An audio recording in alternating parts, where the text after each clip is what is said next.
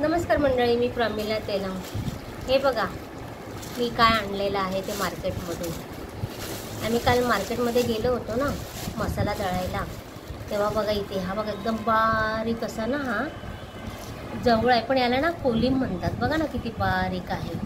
थांबा मी तुम्हाला ओतून दाखवते।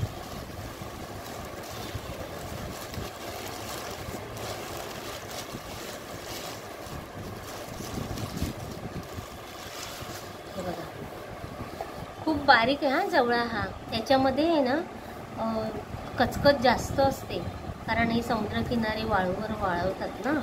बघा किती सुंदर आहे ना, बारीक।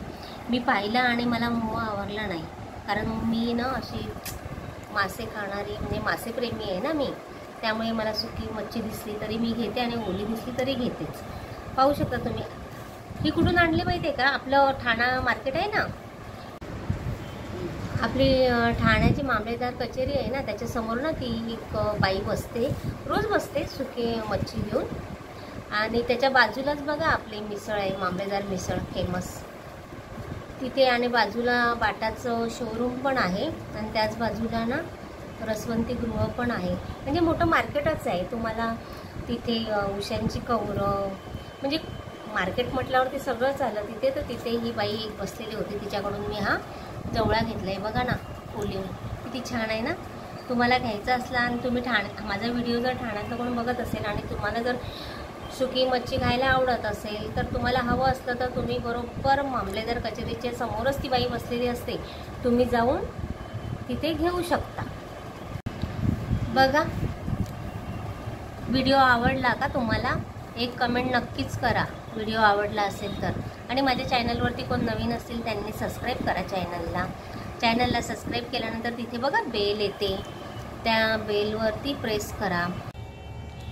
हे बघा याच्यामध्ये ना हे बघा असे खडे असतात ना, कारण ते वाळत घातलेलं असतं ना। आता आपण कसं साफ करायचं, पहिले काय करायचं, मी आता पहिले बघा या भांड्यामध्ये ना हे काढून घेते। खाली कशी एकदम हे बघा ना कशी असते ना, कचकच असते बघा।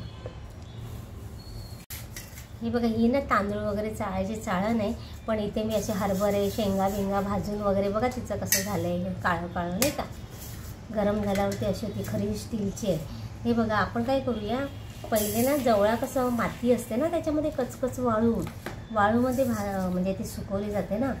हे बघा असं ना चाळून घ्यायचं, म्हणजे कसं जो खाली असं कचकच असते ना ती सगळी अशी निघून जाते। आणि जर जवळा काही पडला खाली थोडाफार तर तो आपण पाकडून वगैरे घेऊ शकतो।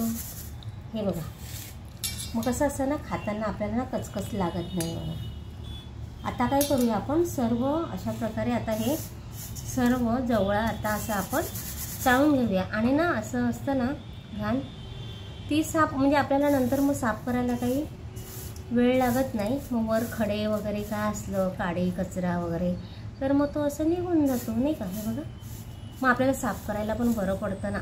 हे बघा दिसतं। मग आता आपण काय करूया, अशा प्रकारे सर्व जवळा साफ करून घेऊया। हे बघा अशा प्रकारे आपला ना सर्व जवळा साफ करून झालाय। साफ करून म्हणजे चाळून झालाय, साफ करून नाही झालाय। हे बघा एवढी घाण निघाली, हे बघा कचकच अशी घाण निघाली।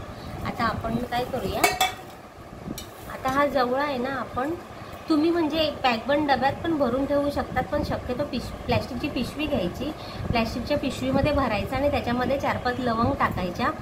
लवंग टाकल्या म्हणजे जवळा आपला जसाचा तसा राहतो, कीड पण लागत नाही, वास पण येत नाही, आणि जसाचा तसा कलर त्याचा टिकून राहतो। आता मला कसा हा जवळा आहे ना असा म्हणजे साफ करायचा आहे, म्हणून तोपर्यंत मी काय करणार आहे, या पिशवीमध्ये आता हा असा भरून ठेवणार आहे। आणि जसा वेळ मिळेल ना तसा मग तो साफ करून ठेवणार, म्हणजे मग आपल्याला करायच्या वेळेला घाई होणार नाही आणि मग झटपट आपल्याला करता येतो। कसा वाटला व्हिडिओ? लाईक करा, कमेंट करा, व्हिडिओ शेअर करा, स्किप करू नका।